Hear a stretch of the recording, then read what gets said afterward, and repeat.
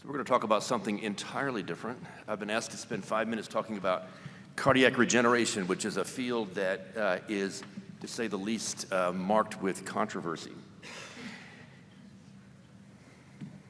It all started in 2001 with a paper by Piero Anversa published in Nature. Well, first of all, let me remind you that the ultimate objective is to try to reverse this natural history, to rebuild the broken heart. And I hope that after 5 minutes from now, you will leave the room believing that there is some hope to do this.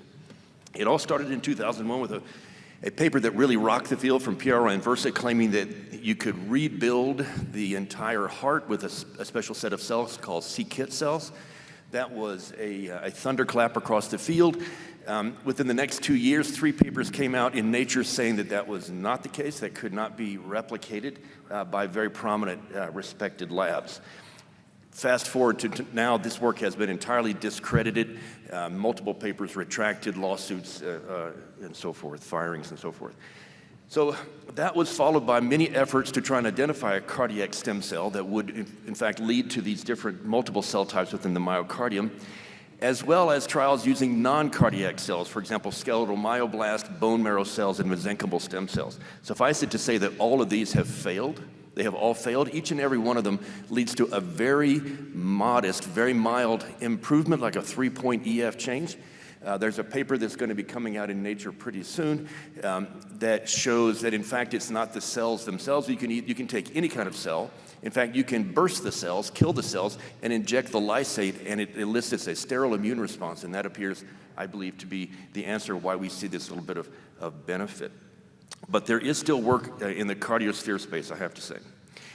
These famous c-Kit cells that Piero Anversa promulgated has now been shown definitively, including multiple papers this year in circulation, showing that these cells, in fact, do not lead to cardiac myocytes. So that's the bad news. Here's the good news. I do believe that there is some hope at the level of either embryonic stem cells or induced pluripotent stem cells. These two types of cells can, in fact, become cardiac myocytes. That's one avenue that I believe has hope. Another is where fibroblasts are either turned into stem cells and then myocytes, or they go directly, straight from fibroblast, straight to myocyte. That's the other avenue that I believe has potential. And the third one is tricking a cardiac myocyte to re-enter the cell cycle and start to divide. You probably know that after you're born, the number of myocytes you have doubles once, and that's it. They don't replicate, or only at a very, very low level. But there is, I think, emerging promise that these myocytes can be lured back into the cell cycle. For example, either embryonic stem cells or iPS-derived stem cells. A paper from Chuck Murray at the University of Washington in monkeys showed that these cells can, in fact, incorporate into the heart. They can differentiate into myocytes. They do, after a while, electrotonically couple with the existing myocardium. There is quite a bit of evidence in preclinical models that you can take a fibroblast and reprogram it into beating cardiac myocytes. And there is now efforts to begin to think about this in the clinical domain. What you do is you deliver 4 or 5 transcription factors, and a small percentage of these fibroblasts go straight over into cardiac myocytes and incorporate it in the heart. Stay tuned for that. The way that would be done would be to inject this cocktail of chemicals into the heart and thereby hopefully reprogram. I believe that this has potential, and perhaps the one that has the most potential is efforts to try and get cardiac myocytes to re-enter the cell cycle. You may know that in a brilliant study in Science a few years ago, a group from Sweden led by Professor Friesen noted that during the above-ground nuclear testing in the 1950s, there was a pulse of C14 around this planet, and everybody who was alive in the 1950s incorporated that C14, and then it died off, you can see, over time. And as a result, he cleverly figured out that by using that, he could figure out how many myocytes in a particular person were made at that time or made subsequently. And to make a long story short, the answer is the turnover of myocytes in the myocardium does exist at a very low level. It declines with age. It's somewhere around 1% or 0.5% per year.